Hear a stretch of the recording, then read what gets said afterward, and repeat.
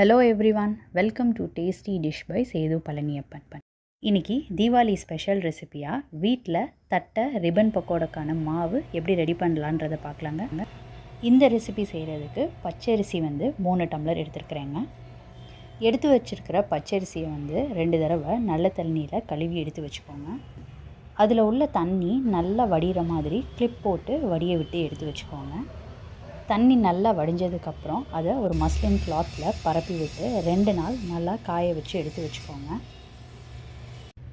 அரிசியை கழுவி காய வச்சது 2 நாளைக்கு நல்லா காஞ்சிருச்சுங்க. இப்போ பவுடரை அரைச்சி எடுத்துக்கலாம். இந்த மாதிரி ஒத்தையாக காஞ்சிருக்கணுங்க அரைக்கிறதுக்கு முன்னாடி. இப்போ எல்லா அரிசியும் ஜாரில் சேர்த்துக்கிட்டு இருக்கேங்க. இதை பவுடரை அரைச்சி எடுத்துக்கலாம். பச்சரிசின்றதுனால சீக்கிரமாக அரைப்பட்டுரும் மிக்சியில். இந்த மாதிரி பவுடரை அரைச்சி எடுத்துக்கிட்டாச்சு. இப்போ இதை சலிச்சு எடுத்துக்கலாங்க.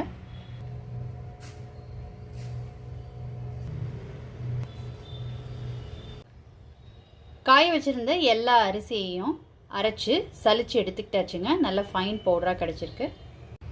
எந்த டம்ளரில் அரிசி எடுத்தோமோ அதே டம்ளரில் 1 டம்ளர் பொட்டுக்கடலை எடுத்துருக்குறேங்க. இதை பவுடராக்கிக்கலாம். அரைச்சி எடுத்துக்கிட்டாச்சு. இதையும் சலிச்சு எடுத்து வச்சுக்கலாங்க. பொட்டுக்கடலை 1 டம்ளர் பொட்டுக்கடலை எடுத்தது அரைச்சதுக்கப்புறம் 1.25 டம்ளர் இருக்குங்க. இதை அரைச்சதை சலிச்சு எடுத்து வச்சுருக்குறேங்க. இப்போ ஜவ்வரிசி 2 ஸ்பூன் எடுத்துருக்குறேங்க. இதை ரோஸ்ட் பண்ணி எடுத்துக்கலாம். ஜவ்வரிசி சேர்த்திங்கன்னா நல்லா கிறிஸ்பாக இருக்குங்க. எடுத்திருந்த 3 டம்ளர் பச்சரிசிக்கு 2 டேபிள் ஸ்பூன் போதுமானதாக இருக்குங்க. இதை ரோஸ்ட் பண்ணிவிட்டு இதை பவுட்ரு பண்ணி எடுத்துக்கலாம். நான் எடுத்துருக்கிறது மாவு ஜவ்வரிசி தான் எடுத்துக்கிட்டு இருக்கேங்க. இதை மினிமமான தீயில வச்சுக்கிட்டு ரோஸ்ட் பண்ணி எடுத்துக்கோங்க.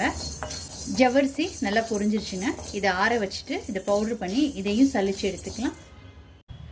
பச்சரிசி மாவு ஏற்கனவே அரைச்சதுங்க.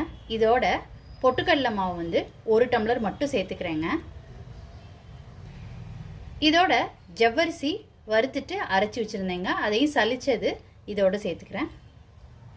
இப்போ இது எல்லாத்தையும் ஒன்று சேர்த்து கலந்து விட்டுக்கலாங்க. எல்லாத்தையும் ஒன்று சேர்த்து நல்லா ஈவனாக மிக்ஸ் பண்ணி எடுத்துக்கிட்டாச்சுங்க. இப்போ மாவு ரெடியாக இருக்குது. இந்த மாவில் ரிப்பன் பக்கோடா, எல்லடை எல்லாமே செய்யலாங்க.